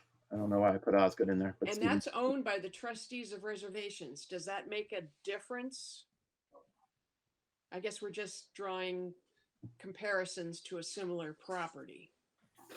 I think in this paragraph, what I'm comparing it to is you have the Stevens Coolidge estate, which is owned by a private nonprofit entity, the North Andover Historical Society, which is a private nonprofit entity, and then the Stevens Library, which is a public asset but has its own board of trustees that does fundraising. All three of them have had successful, Okay. fundraising programs. And, one out of the three that we're referencing here in town is a public asset. So if they're able to do it, why can't we? Okay, Is my I get it. fundamental point. Yeah. And if the historical society has been able to complete over 700K donations towards the renovation of the cottage and the museum they're building, the old textile museum that they're renovating, and they're embarking on $1 million capital campaign, then we should be able to come up with a strategy to begin to try to target something over the next 5 years.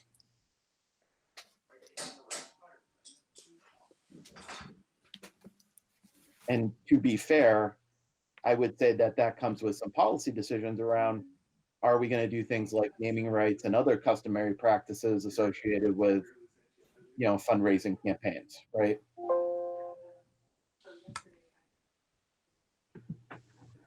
I thought that was my computer. No, that's mine. I got to go get a charger. Excuse me 1 second. I was looking at that. I'm like, is that mine? I know I plugged it in. Yes, I've never seen that before.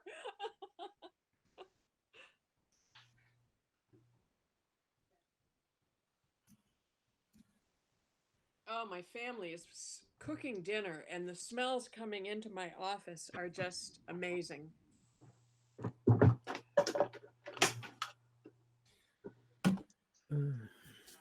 What time do we eat?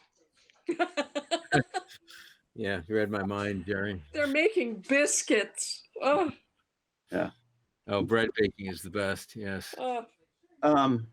Any other changes in that section there? I think it looks great. Okay. I like it.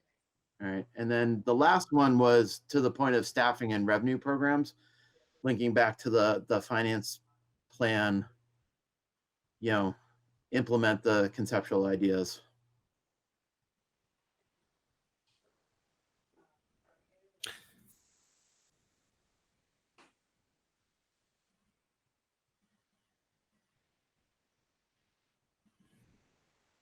I don't know if this is the section for that because I thought when I was creating this, what we were doing was just making recommendations that were like revenue generating.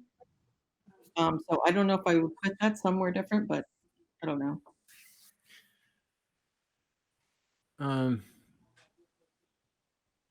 Well, this is part of this whole section is titled what? As I've lost track now.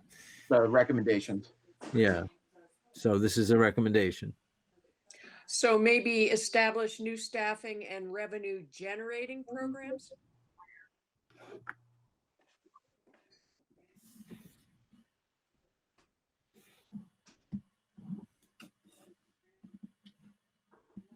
That closer, Jean? I think she's just saying she wonders whether it belongs in the section, but I think it does because it's part of the recommendations, It's a right? summary, right? Okay. All right. Maybe take that out of the bullet point format and put it as, part of the summary.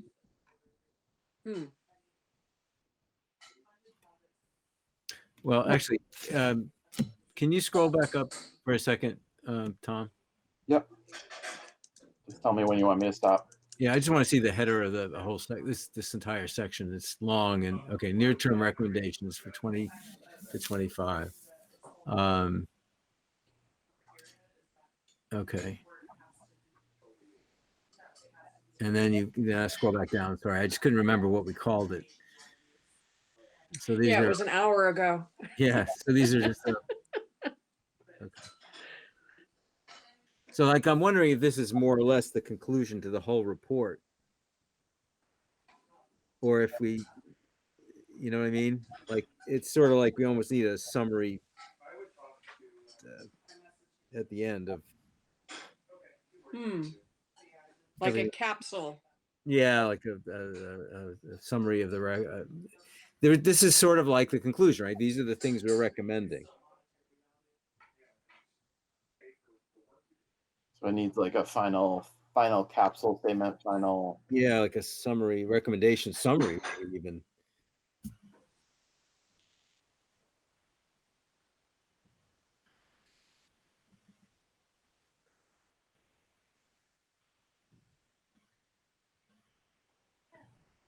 Wow. Right. So we still have to go back and decide what we want to do about the governance. I mean, I think I'm fine with this as the way it is, and then we have a couple of placeholders we need to decide what to do with. Okay. Right. Anybody else want to comment on this section before we go back and do that?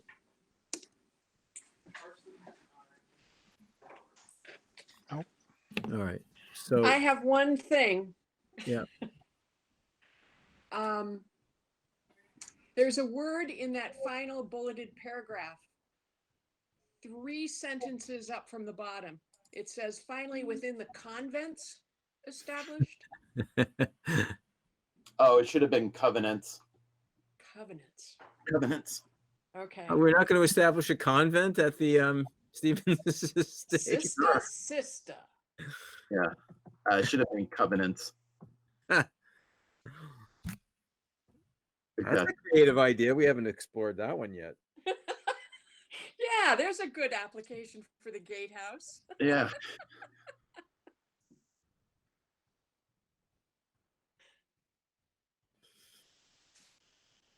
So this is one of the other things that I thought was really interesting in looking at, to Jerry's point about what Lexington's doing and a lot of the similar properties around town, around the state. They are doing a lot of solar and geothermal work on their buildings to cut operating costs, but also it helps leverage the town's climate and sustainability goals.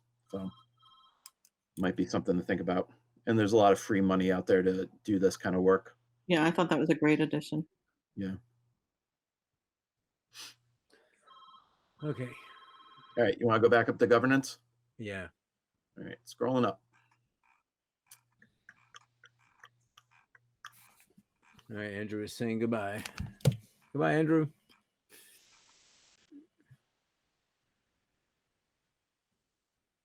I might actually have to jump off. I put a note in the text around 7. I Yeah. don't know if we're going to be, I don't know how long the TV program is on. Oh, do we have a hard end with the with Cam? It's a good question. I don't think we do, but No, we don't, Dave. we don't. Okay. So we should, if to the extent we can, we should press on and try to get this. I mean, we did promise that we've committed to deliver this actually today. Right. So we should try to finish it. I don't know, in light of what I heard earlier, I mean, I think it's sort of I'm going to just think out loud here, like I often do. I feel like maybe the suggestion to remove this section is what we should do, because I think when we first organized this, part of our thinking was, well, since this is an ongoing point of contention, we'd like to resolve it. Part of the strategy going forward should be to resolve it. Right? And while I don't know that it's completely resolved, at least we have a legal opinion now, right? That the town went out and commissioned. So we're certainly closer to a resolution, if not at one, in terms of what our real roles and responsibilities are. But I'm again thinking out loud. I feel like what we have is an opinion, and maybe, and I guess without fully reading their long memo there, I don't know if we're done or if that's still an ongoing issue. So if it's still an ongoing issue, then something belongs in this document saying we do need an ultimate resolution of this, right? It does say over and over in that document. I mean, as I just quickly skimmed it, and I'd like the opportunity to like read it and digest it as we all do. But Yeah. it say over and over that they are not mandated to have our committee in existence, but it's like a nice to have, that Mhm. they don't have to keep us in there. It is the Board of Selectmen that they're, saying are the people that have the final words. But I fundamentally, I come back to Dave's opinion, right? Dave's statement that this is just one opinion, and not having had the opportunity to digest it, or, with respect to Andrew, he is not the town manager. Hearing from the town manager or legal counsel as to how this was framed, because if that's the case, then it just calls into question for me, in skimming it, why do we exist, right? Yep. So I certainly think we have a vested opinion, you know what I mean, as far as people being, caring about the estate and being involved in this committee. I think our opinion should hold some value, Oh, but I'm just saying what the paper said. yeah, but again, I come back to it from, I'm the newest person in the room, that, the long-term advisory committee didn't meet with this committee. The selectmen did not meet with this committee, all these different things. So Yeah. I struggle with understanding what our role is going forward if it says a committee that was created by town meeting can just be unilaterally disassembled and removed by the Board of Selectmen. And not having the full ability to read it, I don't understand the connection between what was said in 1994 and then again in 1997, where it seemed to suggest that town meeting was vesting the powers to manage the estate into the trustees. yeah. And discussion thereafter by the Board of Selectmen in their deliberations between 1994 and 1997 over what the role of the trustees was going to be. So the net of this is, in terms of this document, that I still feel like we need something in here that says we would like a resolution on our roles, responsibilities, and duties. Yeah. And I don't think we're there yet. So, maybe, let me see. Governance has been one of the most significant recent challenges. Like, you have all this stuff is sort of factual, right? The first paragraph is factual. Now, the ambiguity and lack of clarity, and the board is okay. I think down everything on the screen right now is still, in my opinion, accurate. Right? Mm-hmm. Yep, I would agree. Yeah. The trustees would know she's partnered with us on the management. Okay, fine.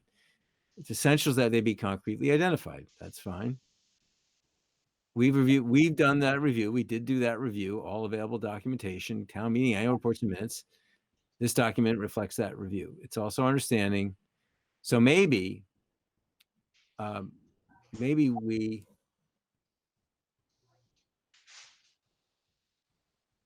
it's also understanding, bear with me guys, I'm just trying to formulate a thought here. It's our understanding the current town manager initiated a legal review by outside counsel, an estimated completion date, right?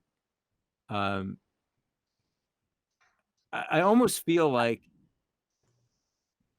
I want to have at least a meeting with the town manager and the board of selection, well, first the town manager, and then maybe also with the board. Right. really go through this, and I'd like to know, okay, I see the legal opinion, but it doesn't really answer some of the questions we've raised. Well, maybe it does, maybe it doesn't. Until I read the whole thing, I don't know. But where I'm struggling here is what to write. I think everything up to where it says this document reflects that review is good. It's the question is, what do we do from that point forward? Well, again, I still think we have the certainly the right to have a weighted opinion, being on this board or committee, for so long. So I think we still go forward and present this whole plan. So maybe here's a proposal. What if we strike the sentence that it talks about the legal review? Because legal review or not, I think I'd still like us to recommend we have that joint.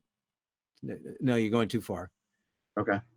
Just highlight up, since the legal review is completed, the strikeout all the way to the no, I'm sorry, I wish I could take control, but I would say get rid of my proposal is get rid of the words, it is also our understanding.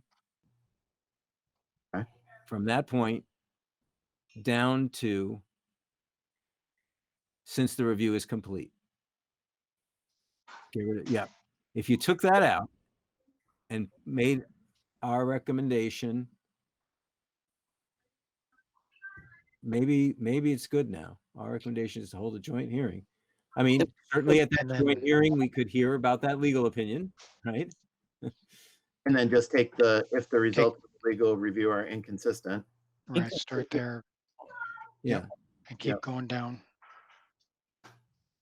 Okay, got that. Let's not talk about mediation. Yeah, I would get rid of the recommended mediation. Yep. Now, furthermore, based on our own review, the following items were never completed. Okay. So, right. So there were a set of bylaws proposed, as it says, right? And they were sort of never really adopted, right? And it says that there was a policy statement was issued instead.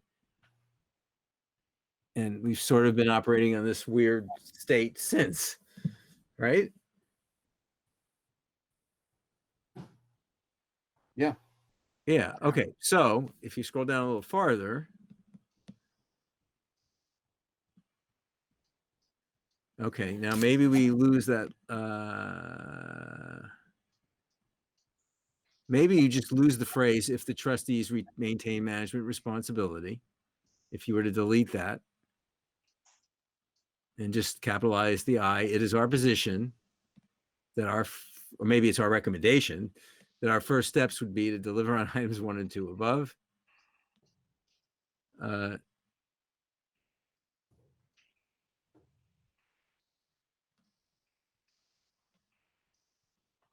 So in effect, we're being silent on this legal opinion. Take out the word would that begins the second sentence. A recommendation that our first steps are to deliver. Yeah. Right. So they got a legal opinion. So in not being cavalier, I'll be cavalier here for a minute. They got a legal opinion. How nice for them. This is our opinion, right? Which is what this document is supposed to be. We can certainly discuss their legal opinion,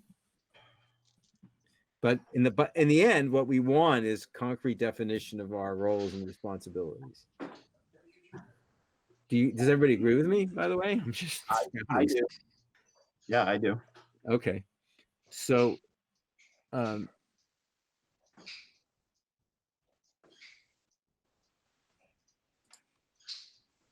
okay, now specifically with respect to item 2, either an affirmation of the policy statement or finalization of bylaws. Yes, following that.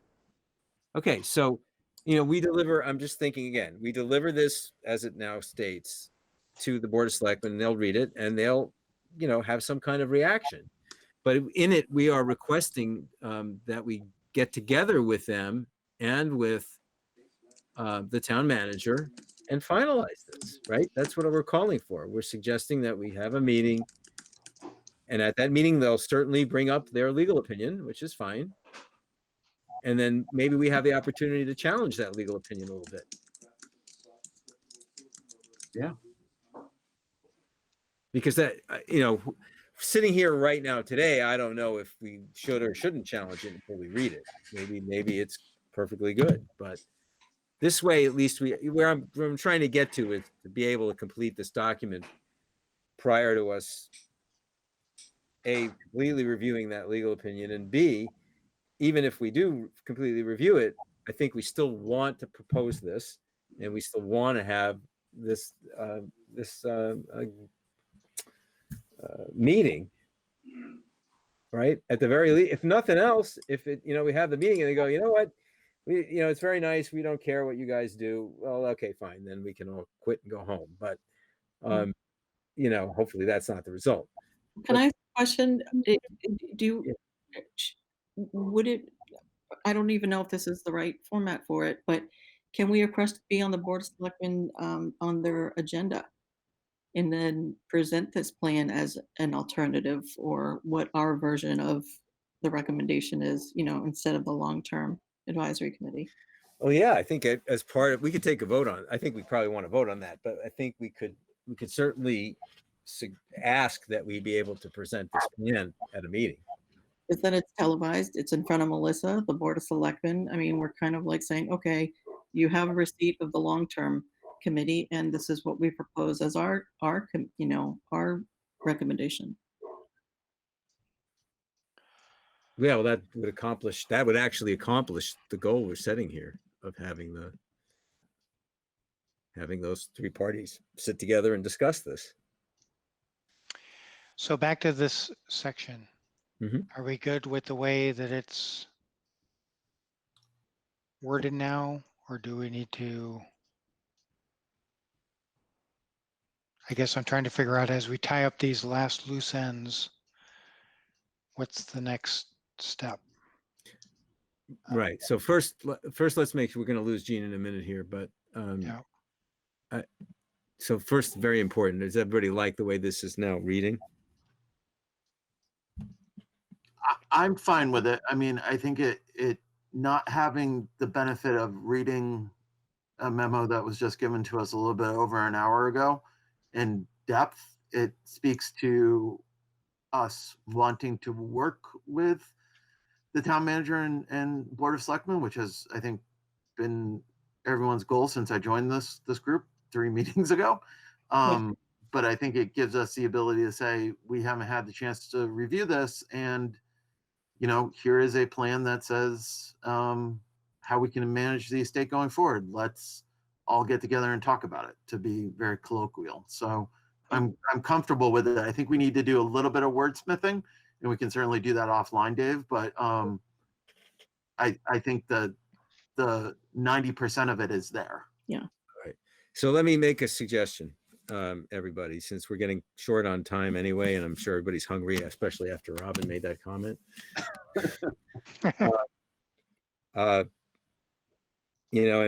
And in reality, the Board of Selectmen doesn't meet for another week and a half, right? They don't meet. They meet every other week, I believe. I think that's true. Yeah. Yeah.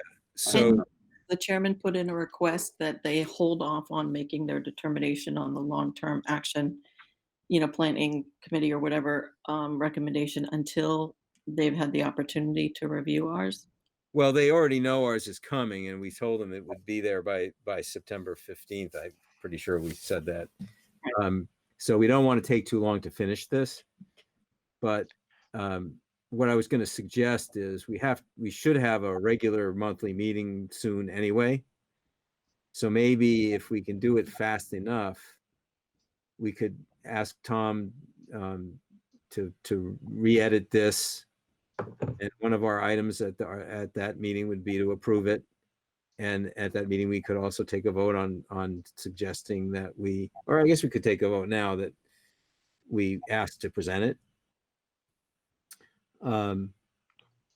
But the key is we want to get this delivered. So I'm trying to find a way to finish it and to finish it, send it and you know, and ask to present it So But- maybe, So, in a short time. yeah, so maybe Dave, one of the things we could do is this is just not a formal recommendation, but just talking it out, is we can make a recommendation or a motion that